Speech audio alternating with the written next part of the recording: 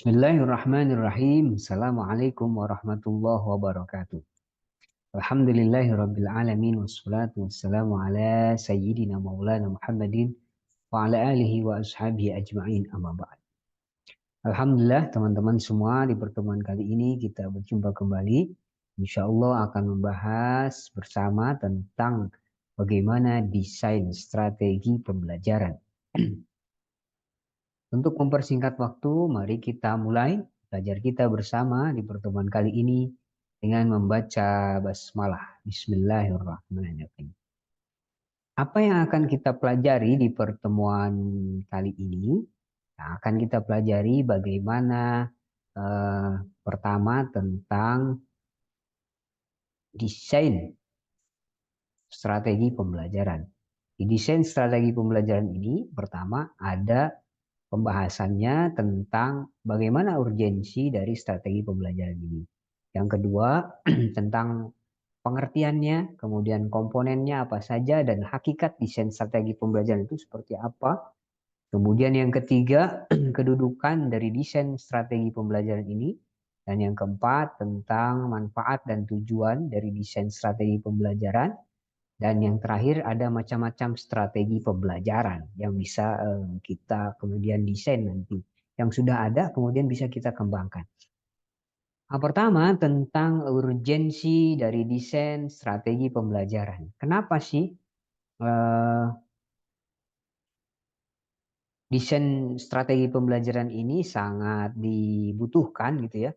Pertama, alasannya adalah desain strategi pembelajaran ini memiliki urgensi yang sangat penting di dalam proses belajar mengajar. Pertama, itu urgensinya adalah efektivitas pembelajaran. Artinya apa? Artinya bahwa strategi pembelajaran yang dirancang dengan baik itu dapat meningkatkan efektivitas pembelajaran nantinya. Nah, selain itu juga bisa memfasilitasi pemahaman yang lebih baik dan meningkatkan keterlibatan serta motivasi peserta didik. Ini yang pertama, urgensinya. Yang kedua, urgensinya adalah bagaimana desain strategi dari pembelajaran ini bisa mencapai tujuan pembelajaran. Kenapa penting desain strategi pembelajaran untuk pencapaian tujuan pembelajaran? Nah, strategi pembelajaran yang terencana dengan jelas itu didapat membantu mencapai tujuan pembelajaran yang telah ditetapkan secara lebih efektif tentunya. Yang ketiga, urgensinya adalah kebutuhan peserta didik. Artinya apa? Kenapa ini sangat penting desain strategi pembelajaran ini? Ya, untuk menjawab kebutuhan peserta didik. Dengan menganalisis kebutuhan belajar peserta didik, maka strategi pembelajaran itu dapat disesuaikan untuk memenuhi kebutuhan individu atau kelompok dari peserta didik itu. Yang keempat, urgensinya adalah penggunaan sumber daya. Nah, perancangan strategi pembelajaran yang baik memungkinkan nantinya itu penggunaan sumber daya yang tersedia secara optimal, termasuk fasilitas, media, dan waktu. Dan yang kelima, urgensi dari desain strategi pembelajaran ini bagaimana fleksibilitas dan adaptabilitas. Artinya, strategi pembelajaran yang dirancang nanti dengan baik itu dapat beradaptasi dengan perubahan kondisi atau kebutuhan, sehingga tetap efektif dalam berbagai situasi. Kenapa desain strategi pembelajaran ini penting? Ya, harus memperhatikan karena akan dituntut fleksibilitas dan adaptabilitas ini. Dan yang keenam, urgensi dari desain strategi pembelajaran ini adalah bagaimana desain strategi pembelajaran ini dibutuhkan untuk peningkatan kualitas pembelajaran. Nah, dengan desain strategi pembelajaran yang sistematis, itu dapat meningkatkan kualitas dari proses dan hasil pembelajaran secara berkelanjutan. Dan yang ketujuh, urgensi dari desain strategi pembelajaran ini adalah bahwa urgensinya adalah kebutuhannya untuk ya profesionalisme pengajar. Kemampuan merancang strategi pembelajaran yang efektif itu merupakan salah satu kompetensi penting bagi seorang pengajar profesional. Nah, dengan memperhatikan urgensi dari desain strategi pembelajaran, nah, pengajar itu dapat merancang kemudian dan menerapkan pembelajaran yang lebih terstruktur nantinya, efektif dan sesuai dengan kebutuhan peserta didik. Nah, hal ini pada akhirnya akan meningkatkan kualitas dan hasil pembelajaran secara keseluruhan. Nah, itulah urgensi dari desain strategi pembelajaran. Setelah kita mengetahui urgensi dari strategi pembelajaran ini, selanjutnya kita akan belajar bersama tentang pengertiannya. Pengertian dari desain strategi pembelajaran itu sendiri. Kalau kita lihat, kita secara sederhana kita artikan bahwa desain strategi pembelajaran ini itu merupakan sebuah proses perencanaan dan pengorganisasian berbagai komponen pembelajaran untuk mencapai tujuan pendidikan yang telah ditetapkan. Nah, desain ini mencakup banyak hal. Di dalamnya ada pemilihan metode, kemudian media, kemudian juga bentuk evaluasi yang akan digunakan dalam proses pembelajaran, serta bagaimana semua elemen ini kemudian bisa diintegrasikan secara efektif untuk mendukung pencapaian tujuan pembelajaran. Itu menurut apa namanya? Kalau kita definisikan secara sederhana. Ada juga pendapat menurut ahli. Ini kita ambil satu saja dulu ya.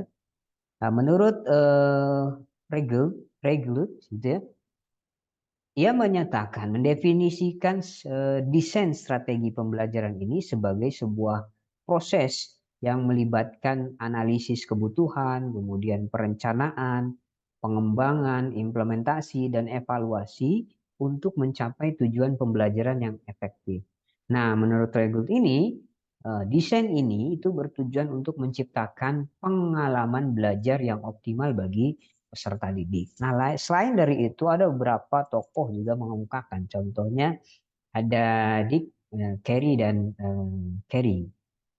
Dick dan Carey, keduanya mengemukakan bahwa menggambarkan bahwa desain strategi pembelajaran ini sebagai sebuah pendekatan yang sistematis yang mencakup dari perencanaan, kemudian pengembangan dan evaluasi proses pembelajaran. Mereka menekankan penting pendekatan yang terstruktur untuk memastikan bahwa semua komponen pembelajaran bekerja secara sinergis untuk mencapai tujuan yang diinginkan. Nah, selanjutnya ada pendapat lain dari Gagny, Weger, gitu ya. Gagny dan rekan-rekannya mendefinisikan bahwa desain strategi pembelajaran itu sebagai proses yang mencakup identifikasi tujuan pembelajaran, kemudian analisis tugas, dan pemilihan metode instruksional yang sesuai untuk memastikan bahwa tujuan pembelajaran itu tercapai.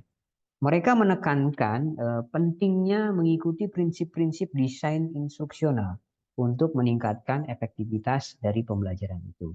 Nah, itulah beberapa pendapat yang disampaikan oleh para ahli. Nah, setelah kita mengetahui pengertiannya, nah, kemudian ada komponen dari desain strategi pembelajaran ini agar desain strategi pembelajarannya bisa kita lengkapi dengan baik.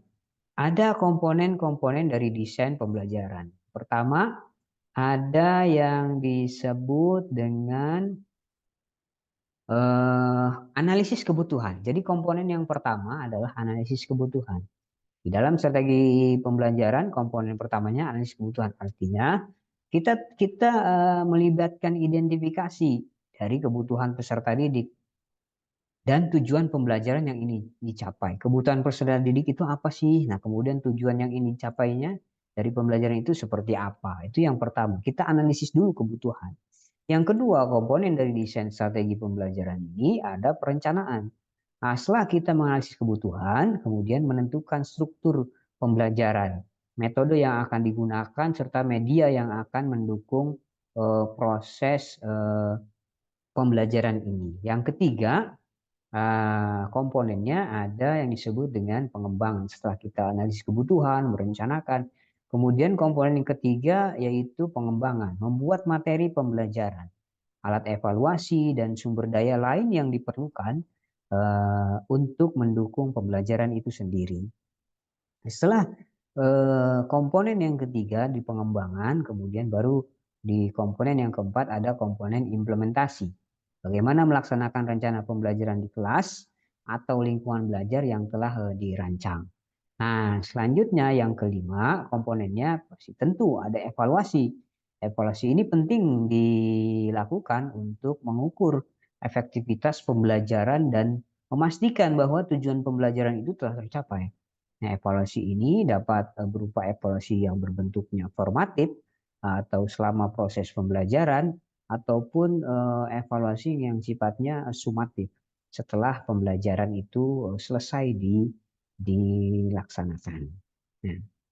Nah, dari komponen-komponen ini, kalau kita lihat bahwa desain strategi pembelajaran itu merupakan proses yang kompleks dan terstruktur yang bertujuan untuk menciptakan pengalaman belajar yang efektif dan efisien, maka dengan memahami dan menerapkan prinsip-prinsip desain strategi pembelajaran atau komponen-komponen pembelajaran, maka pendidik atau guru itu dapat memastikan bahwa proses pembelajaran itu berlangsung secara optimal dan tujuan pembelajaran itu tercapai dengan baik. Setelah kita tahu komponen dari desain strategi pembelajaran, selanjutnya kita belajar bersama tentang hakikat dari desain strategi pembelajaran. Apa sih hakikatnya? Hakikatnya dari desain strategi pembelajaran ini, kalau kita lihat ke definisi yang sebelumnya bahwa desain strategi pembelajaran itu merupakan sebuah perencanaan dan perorganisasian gitu ya berbagai komponen pembelajaran untuk mencapai tujuan pendidikan yang telah ditetapkan. Nah, maka desain ini mencakup berbagai aspek, ada metode, media, kemudian evaluasi yang akan digunakan dalam proses pembelajaran. Maka hakikat dari desain strategi pembelajaran itu adalah untuk menciptakan pengalaman belajar yang efektif, efisien, dan menarik bagi peserta didik. Kenapa desain ini perlu? Karena hakikat dari desain strategi pembelajaran ini untuk menciptakan pengalaman belajar yang efektif, efisien, dan menarik bagi peserta didik. Bahkan tadi menurut Reigold itu desain strategi pembelajaran itu yang melibatkan analisis kebutuhan, kemudian perencanaan, pengembangan, implementasi, dan evaluasi. Tadi komponen-komponen itu ya. Nah, proses ini itu dimulai dengan pemahaman tentang kebutuhan peserta didik, juga tujuan pembelajaran, kemudian diikuti oleh pemilihan strategi yang tepat untuk mencapai tujuan tersebut. Nah, itu hakikat dari desain strategi pembelajaran dengan komponennya, kemudian prosesnya gitu ya. Nah, setelah kita tahu hakikatnya dari strategi pembelajaran ini, selanjutnya bagaimana sih kedudukan dari strategi pembelajaran ini? Nah, desain pembelajaran, desain strategi pembelajaran itu punya kedudukan yang sentral di dalam proses pendidikan. Kenapa? Karena berfungsi sebagai panduan yang mengarahkan seluruh aktivitas pembelajaran eh, itu ya berjalan sebagaimana mestinya. Nah, desain ini membantu guru atau fasilitator itu di dalam mengidentifikasi tujuan pembelajaran yang jelas, kemudian memilih metode dan media yang sesuai, juga menyusun langkah-langkah pembelajaran yang sistematis, nah juga menentukan cara evaluasi yang tepat.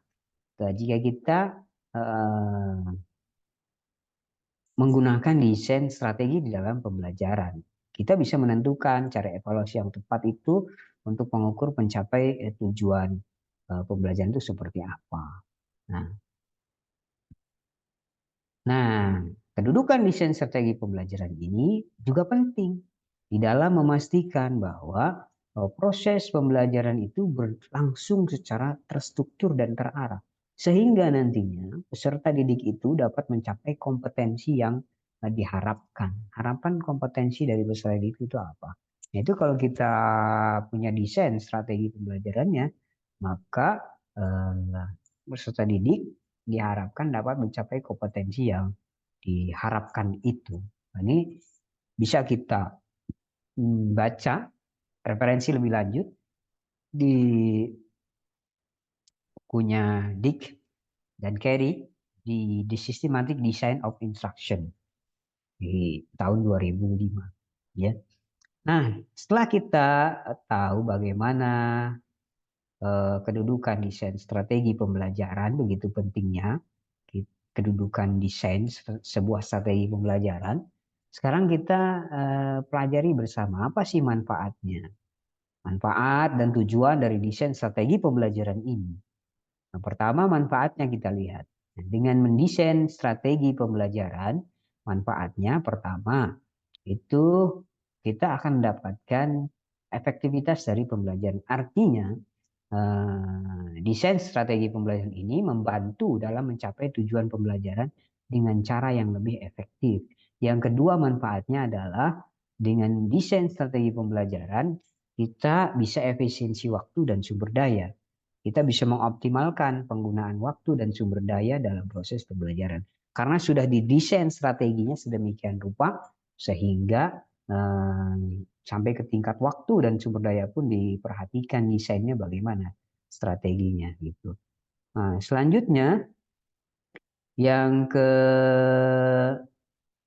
ketiga, manfaat dari desain strategi pembelajaran ini adalah bagaimana peningkatan keterlibatan yang ketiga pengembangan keterampilan guru. Nah, bahwa bagaimana manfaat dari desain strategi pembelajaran ini bisa membantu guru untuk merancang dan mengimplementasikan pembelajaran yang berpusat pada peserta didik. Nah, itu yang ketiga manfaatnya. Yang keempat, manfaat dari desain strategi pembelajaran ini adalah bahwa bisa meningkatkan keterlibatan peserta didik. Artinya, manfaat dari desain strategi pembelajaran ini merancang aktivitas yang menarik dan interaktif untuk meningkatkan keterlibatan peserta didik. Itu manfaatnya. Bisa meningkatkan keterlibatan peserta didik di dalam pembelajaran. Nah, selain manfaat juga ada tujuan. Apa sih tujuannya dari desain strategi pembelajaran ini?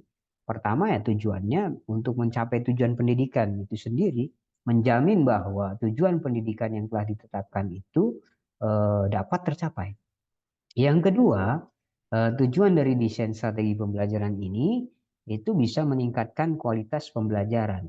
Meningkatkan kualitas pembelajaran melalui perencanaan yang matang dan terstruktur karena sudah didesain strategi pembelajarannya dengan matang dan terstruktur, maka bisa meningkatkan kualitas pembelajaran. Yang ketiga, mengakomodasi beragam gaya belajar. Tujuannya mengakomodasi beragam gaya belajar si siswa. Karena gaya belajar dan kebutuhan peserta didik itu berbeda-beda.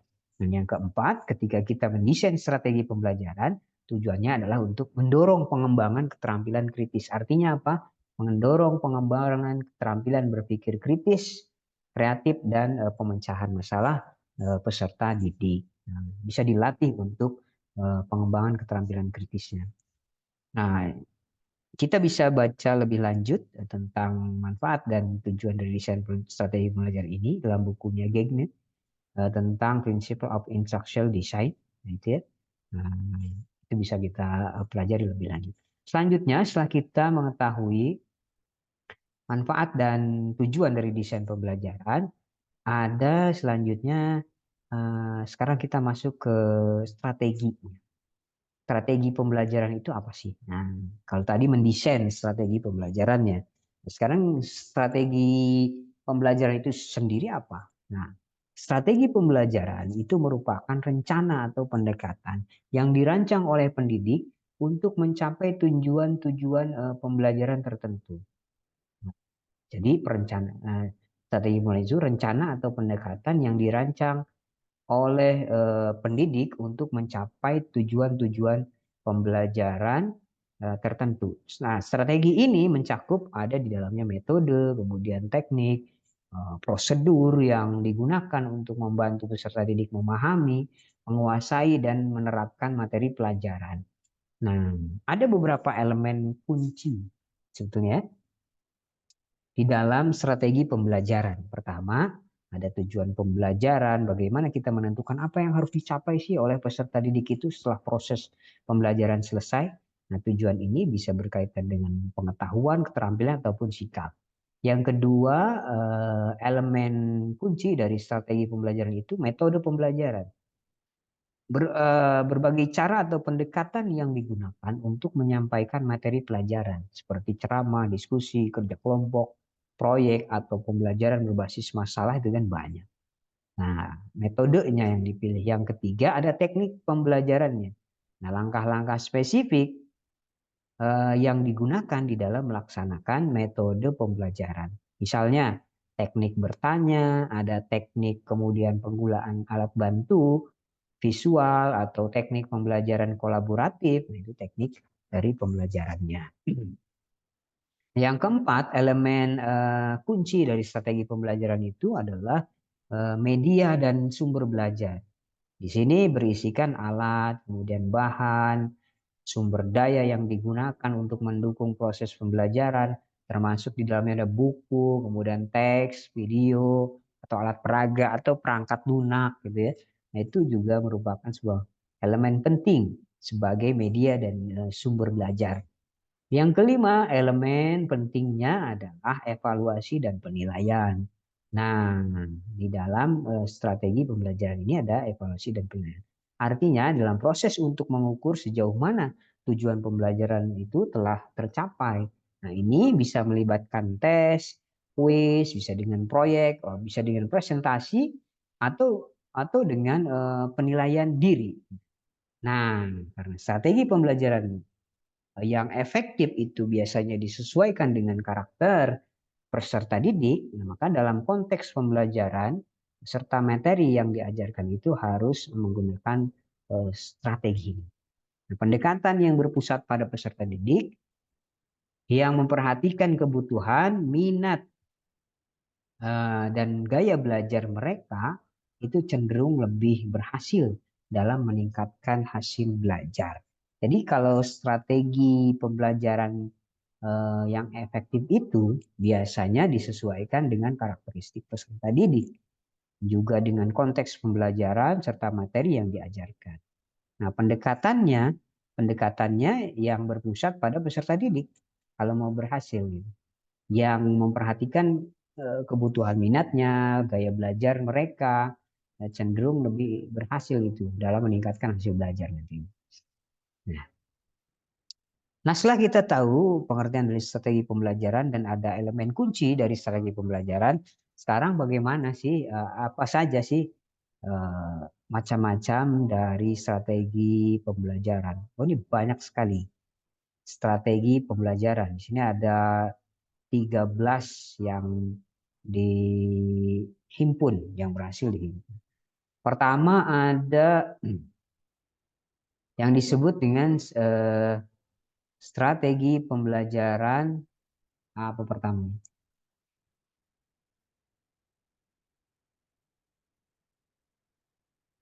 Pertama ada strategi pembelajaran ekspositori, Robert Kagan. Nah, apa sih strategi pembelajaran ekspositori itu? Nah, pembelajaran ekspositori ini artinya bahwa pembelajaran itu dengan metode di mana guru itu menyajikan informasi secara langsung kepada peserta didik. Seringkali ini dalam bentuk ceramah. Contoh penerapannya gimana? Penerapan materinya. Siapkan materi yang akan disampaikan secara detail, kemudian susun materi dalam urutan yang logis dan sistematis, kemudian yang kedua sampaikan dalam bentuk informasi, gunakan alat bantu visual, contohnya pakai slide presentasi, pakai video, dan yang lainnya. Nah, kemudian jelaskan konsep dengan jelas dan padat. Ya. Berikan contoh konkret untuk memperjelas materi. Yang ketiga, tahapannya ada interaksi dengan peserta didik, bagaimana ajukan pertanyaan untuk mengecek pemahamannya, kemudian berikan kesempatan untuk bertanya atau berdiskusi singkat. Nah, yang keempat, penguatan dan evaluasi bisa dengan berikan latihan atau tugas untuk menguatkan pemahaman. Selanjutnya bisa lakukan evaluasi formatif melalui kuis atau tes singkat. Ini strategi pembelajaran yang pertama, strategi pembelajaran expository menurut Robert Kegel tahun 1985. Yang kedua ada menurut Johnson dan Rogers, David Johnson, gitu, dapat dua Johnson. Ada strategi pembelajaran kooperatif. Artinya pembelajaran kooperatif ini melibatkan kerja sama antara peserta didik di dalam kelompok kecil untuk mencapai tujuan belajar bersama. Bagaimana penerapannya? Satu, bisa dengan pembentukan kelompok. Yang kedua, setelah dibentuk kelompok, kemudian penugasan tugas. Yang ketiga, ada interaksi kelompok. Bagaimana dorong untuk berkomunikasi di kelompok itu. Yang keempat, bisa dengan evaluasi dan refleksi. Bagaimana mengevaluasinya? Bisa dengan hasil kerja kelompok itu dipresentasikan, kemudian berikan umpan balik dan kesempatan untuk refleksi individu maupun kelompok itu. Nah, itu strategi pembelajaran yang kedua, kooperatif. Yang ketiga ada strategi pembelajaran berbasis masalah atau problem based learning. Ini ada Howard S. Barrow. Nah, pembelajaran berbasis masalah ini, strategi pembelajaran berbasis masalah ini, pendekatan di mana peserta didik itu dihadapkan pada masalah nyata yang kompleks dan harus mencapai solusi melalui penelitian atau analisis. Ini bisa dengan strategi ini. Nah, penerapannya bisa dengan pertama identifikasi masalah, sajikan masalahnya yang relevan dan menantang, gitu ya. Nah, pastikan bahwa masalah itu tidak memiliki satu jawaban yang benar. Jadinya artinya ada berbagai macam alternatif jawaban. Yang kedua, penelitian itu bisa dilakukan setelah penerapannya, setelah diidentifikasi masalahnya, bisa lakukan penelitian dan analisis. Dorong peserta didik untuk mengumpulkan informasi dari data yang relevan. Nah, biarkan mereka kemudian menganalisis dan mengembangkan hipotesis kalau mau. Yang ketiga, pengembangan solusi. Setelah penelitian dan analisis, fasilitasi mereka untuk diskusi kelompok, untuk menghasilkan berbagai solusi. Kemudian dorong juga peserta didik itu untuk mempertimbangkan berbagai perspektif. Yang keempat, presentasi dan evaluasi. Minta peserta didik ini untuk mempresentasikan solusi mereka dari masalah yang diajukan tadi, yang disampaikan. Gitu. Kemudian terakhir ya berikan umpan balik dan evaluasi berdasarkan proses dan hasil. Ini pembelajaran berbasis masalah. Strategi pembelajaran berbasis masalah. Yang keempat, ada strategi pembelajaran berbasis inquiry atau inquiry based learning. Ini ada John Dewey.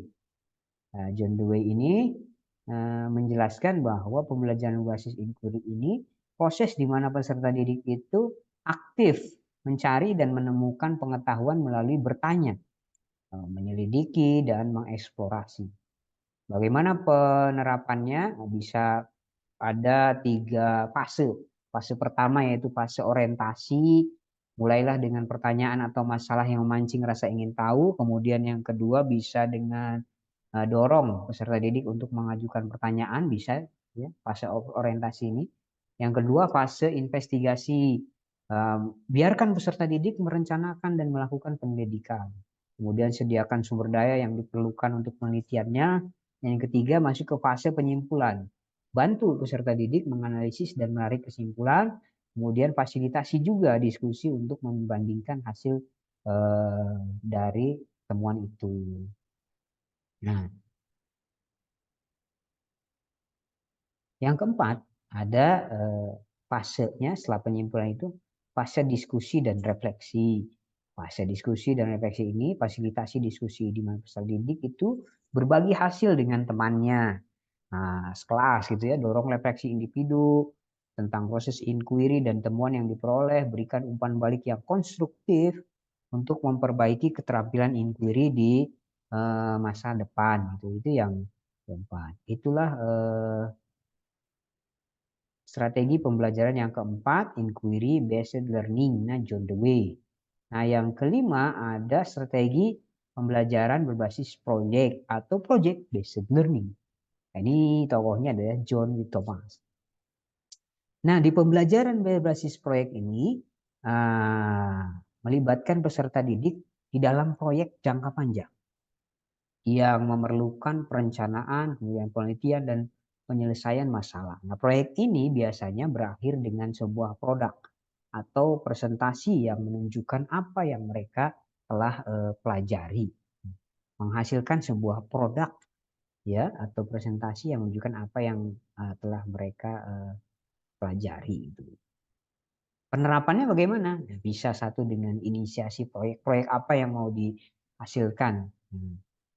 Dan sampaikan kriteria keberhasilan proyek itu seperti apa. Proyeknya akan berhasil apabila memenuhi kriteria-kriteria ini. Gitu ya.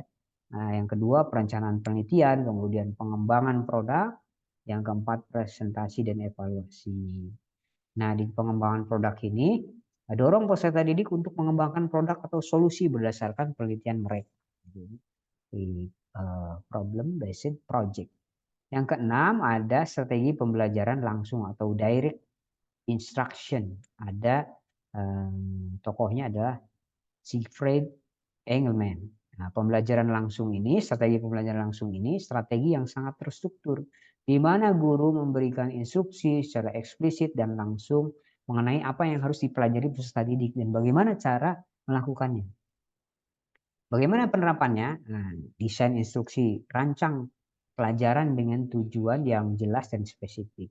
Pecah materi menjadi langkah-langkah kecil dan mudah diikuti. Kemudian yang kedua penyampaian materi, sampaikan materi secara langsung dan eksplisit. Gunakan demonstrasi ini dan contoh konkret untuk memperjelas konsep. Yang ketiga latihan terstruktur. Berikan latihan terstruktur yang bertujuan untuk memperkuat pemahaman. Berikan umpan balik segera dan koreksi langsung gitu, dari kesalahan itu. Yang keempat evaluasi dan penguatan. Evaluasi bagaimana pemahaman peserta didik melalui tes dan kuis. Ulangi instruksi jika diperlukan untuk memastikan pemahaman peserta didik dengan baik. Dan itu strategi pembelajaran berbasis langsung atau direct instruction. Yang ke-7 ada strategi pembelajaran diferensiasi. Nah, ini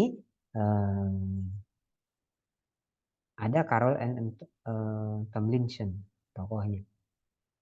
Yang berbasis diferensiasi ini, strategi pembelajaran berbasis diferensiasi artinya adalah bahwa pembelajaran ini menggunakan strategi di mana guru menyesuaikan metode pengajaran dan materi pembelajarannya untuk memenuhi kebutuhan belajar individu setiap peserta didik yang berbeda-beda. Nah, ini yang digaungkan sekarang di kurikulum Merdeka. Bagaimana pembelajaran ini bisa berdiferensiasi. Guru bisa menyesuaikan metode pengajaran dengan minat dan gaya belajar siswa yang berbeda-beda. Nah, yang ke berapa sekarang? Ke-8 ada strategi pembelajaran berbasis teknologi atau teknologi enhanced learning. Ini ada David Merrill. Nah, pembelajaran berbasis teknologi ini memanfaatkan teknologi informasi dan komunikasi untuk meningkatkan proses belajar. Strateginya, teknologi ini mencakup ada perangkat lunak juga, pendidikan, simulasi, pembelajaran daring, dan alat digital lainnya. Nah, ini yang pertama. Kayak bagaimana penerapannya? Kita bisa pilih alat atau platformnya, kemudian integrasikan ke dalam kurikulum, dan mulai kemudian pembelajaran daring dan blended learning, interaksi dan kolaborasi di sana, dan nanti terakhir penilaian dan umpan balik. Nah, selanjutnya yang ke-9 ada strategi pembelajaran berbasis simulasi atau simulation based learning. Ini di simulation based learning ini ada GABA tuh 2007 gitu ya. Pembelajaran ini adalah pendekatan di mana strategi pembelajaran di mana peserta didik itu menggunakan simulasi untuk mempraktikkan keterampilan dan konsep dalam lingkungan yang aman dan terkendali. Bagaimana mensimulasikan suatu. Pertama, penerapannya bisa dengan desain simulasi, yang realistis atau relevan dengan materi pembelajaran. Contoh berupa software atau role playing gitu ya, atau alat simulasi fisik, itu bisa kita mensimulasikan sesuatu. Nah, kemudian instruksi dan orientasi, berikan instruksi dan orientasi yang jelas tentang bagaimana menggunakan simulasi itu. Jelaskan tujuan dari hasilnya dan yang diharapkan gitu ya. Dan yang terakhir pelaksanaan simulasi, dan yang paling terakhir debriefing dan refleksi. Bagaimana setelah simulasi selesai, lakukan sesi debriefing untuk membahas pengalaman dan pelajaran yang diambil. Dorong peserta didik untuk merefleksi proses dari hasil simulasi. Simulasi misalkan kalau dalam pelajaran PAI menyembelih hewan gitu ya, disimulasikan nggak apa gitu bisa. Yang ke-10 ada strategi pembelajaran berbasis kompetensi atau kompetensi based learning. Nah, ini tokohnya ada Muller. Nah, strategi ini menekankan pada bagaimana pencapaian kompetensi yang spesifik dan dapat diukur. Peserta didik ini maju berdasarkan kemampuan mereka untuk menunjukkan pemahaman dan keterampilan yang dibutuhkan. Nah, ini strategi pembelajaran berbasis kompetensi. Yang ke-11 ada strategi pembelajaran berbasis game. Nah, ini ya, menggunakan elemen dan prinsip game untuk meningkatkan motivasi dan keterlibatan peserta didik dalam proses pembelajarannya. Bagaimana pembelajarannya, strategi pembelajarannya itu bisa berupa game digital atau aktivitas permainan fisik yang dirancang untuk mendukung pembelajaran. Ya. Yang ke-12 ada strategi pembelajaran adaptif. Artinya pembelajaran adaptif ini menggunakan teknologi untuk menyesuaikan pengalaman belajar dengan kebutuhan, kemampuan, dan gaya belajar individu peserta didik. Nah, sistem pembelajaran adaptif ini seringkali digunakan menggunakan algoritma untuk menyesuaikan tingkat kesulitan dan konten berdasarkan kinerja peserta didik. Ada platform-platform adaptif, contohnya ada Dreambook, juga ada Khan Academy. Nah, itu salah satu contoh metode pembelajaran berdasarkan data kinerja peserta didik. Contoh platform yang bisa digunakan. Yang terakhir ke-13 ada strategi pembelajaran flip classroom. Ini ada Jonathan Bergman dan Aaron Sang. Nah, apa sih flipped classroom ini atau kelas terbalik? Strategi di mana instruksi tradisional diberikan di luar kelas, biasanya melalui video atau bacaan, sementara waktu di kelas itu digunakan untuk diskusi interaktif, latihan, dan aktivitas kolaboratif. Ini bisa misalkan guru mengirimkan dulu materi ke siswa, silahkan pelajari di rumah nih dari video atau bacaan ini dari artikel. Nanti ketika masuk kelas itu tinggal mendiskusikan, tinggal berdiskusi. Nah, itu yang disebut dengan flipped classroom. Strategi pembelajaran flipped classroom. Itulah strategi-strategi pembelajaran yang didapatkan dari berbagai macam sumber. Nah, dari strategi-strategi ini masih banyak strategi-strategi lain yang bisa digunakan. Nah, bagaimana kemudian kita bisa mendesain strategi itu, strategi pembelajaran ini dengan baik, bagaimana kita bisa mendesainnya. Yang paling penting ya satu, analisis kebutuhan peserta didik, sesuaikan dengan minat dan bakatnya, dengan kompetensinya, dengan gaya belajarnya, kemudian perhatikan materinya. Yang ketiga, perhatikan juga dengan tujuan pembelajaran yang ingin dicapai. Dengan memperhatikan tiga komponen ini, satu kebutuhan peserta didik, kemudian materi, kemudian tujuan yang ingin dicapainya apa, maka kita bisa menentukan strategi mana yang cocok untuk digunakan di dalam pembelajaran. Nah, itulah pembahasan kita pada hari ini tentang desain strategi pembelajaran. Mudah-mudahan bermanfaat. Mohon maaf atas segala kesalahan. Mari kita tutup bersama dengan doa, dengan hamdalah, alhamdulillahirabbil alamin, dan doa kifaratul majlis, subhanakallahumma wa bihamdika asyhadu an la ilaha illa anta astaghfiruka wa atubu ilaik. Terima kasih. Akhirul kalam. Assalamualaikum warahmatullahi wabarakatuh.